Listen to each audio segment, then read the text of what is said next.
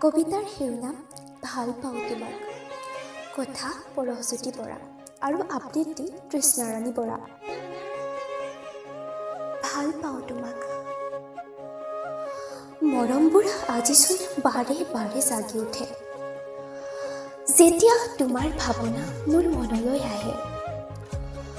তুমি হয়তো নাজানা, তোমাক যিদিনা প্ৰথম দেখিছিলোঁ, সেইদিনাৰ পৰাই কিবা এক অনামী আকৰ্ষণ অনুভৱ কৰিছিলোঁ তোমাৰ প্ৰতি।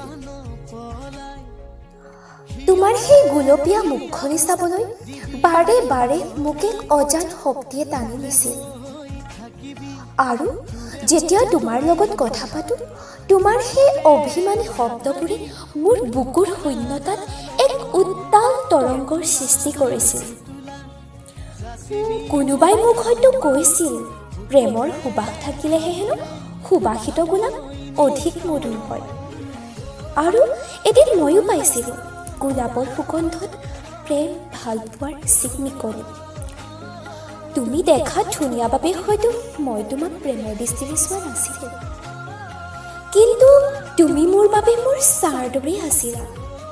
হয়তো আজি এটা কথাই বুজিলোঁ, কল্পনাৰ প্ৰেমিকক বাস্তৱত পোৱা বহুত কষ্টকৰ। ধন্যবাদ।